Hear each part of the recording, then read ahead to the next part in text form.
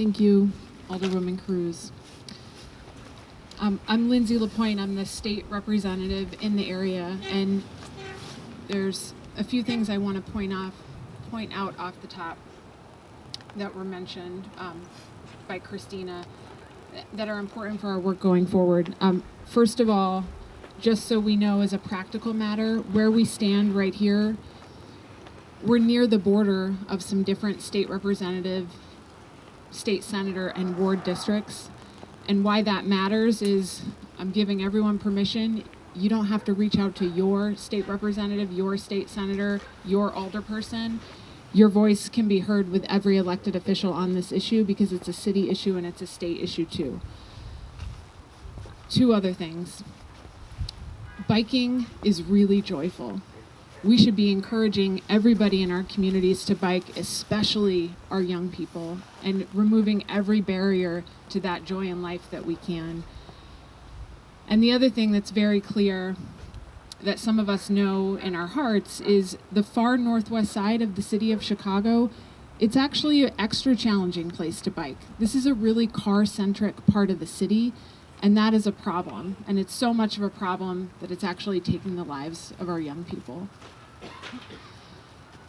I want to extend my deepest condolences to Josh's family, mom and dad, and the friends and loved ones that are here. None of you should ever have to deal with this type of loss. To parents in particular, losing a child is one of the hardest things in life. We appreciate you opening up your hearts and opening up your grief with the community today because it's collective grief. You're feeling the most pain. No one should ever have to go through this. But I want to extend my gratitude for you opening your hearts today. Today's about honoring Josh, but it's also about supporting you, the family and friends, fellow SURES students. And it's also about making clear that cyclists and pedestrian deaths in this city have to end.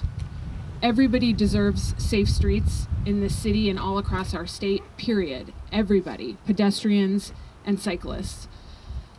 Today we live in a city that has way too many cyclists and pedestrian deaths and also severe injuries. Every death inflicts unspeakable loss on families and loved ones, and that pain and loss is going to reverberate for a lifetime. We can see that pain. We can feel it. It's here with us at this intersection today. And it tells us that we, as elected officials, as a city and as a state, and as individual drivers of vehicles, we are all failing. Many of you, especially the biking community, you've known this for a while. You've known that we've been failing on this. I know it deeply because a while ago, before I was a state rep in 2010, I was in a debilitating bike accident that had me in the hospital for a few days, had me off my feet for 6 weeks. And I survived, and I had no long-term health issues, and I was not at fault.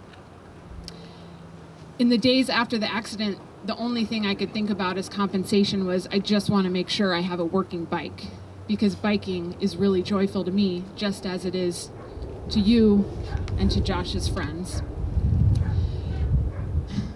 Thankfully, I had a friend who pushed me to get a lawyer, because that was not what I was thinking about. After a full year, I did get compensation for my medical bills. But what I went through and the compensation that I received is the exception. It is not normal, and it should be the rule. Getting the compensation and support that an individual or their families deserve in the aftermath of this type of tragedy has to be the rule and not the exception. In my case, the offending driver was driving for work, he had a suspended license, and he didn't flee the scene, so everything worked in my favor. But we can't have that be the exception. One of my dear friends was mowed over on her bike a few weeks ago at Addison and Kedzie, and it was a hit and run. She's out of work, she is in a back and neck brace for 6 weeks, and there's no formal help available. There is no formal help available. So she's got friends and family coming over to support her, and she has a GoFundMe page. And every time I see a GoFundMe page for tragedies, I think about how we are failing.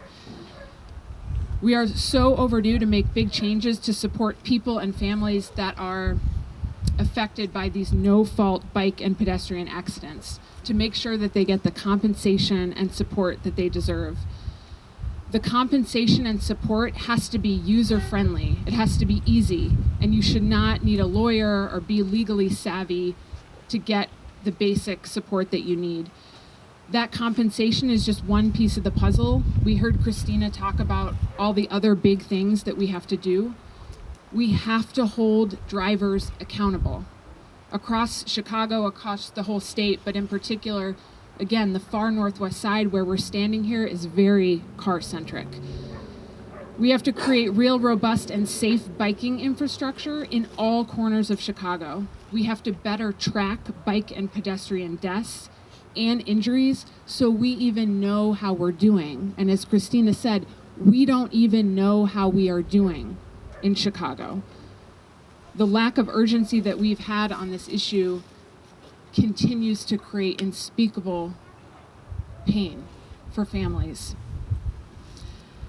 As I move forward, as I know the same with the alderwoman and the senator, as we move forward with urgency on this issue, we are going to hold mom, dad, friends, the Schurz community, and Josh in our hearts, because we are so overdue for this, and no family should ever have to go through this. So thank you for opening up your hearts to the community today, and we are all here today to honor Josh. And I'm going to bring up State Senator Natalie Toro.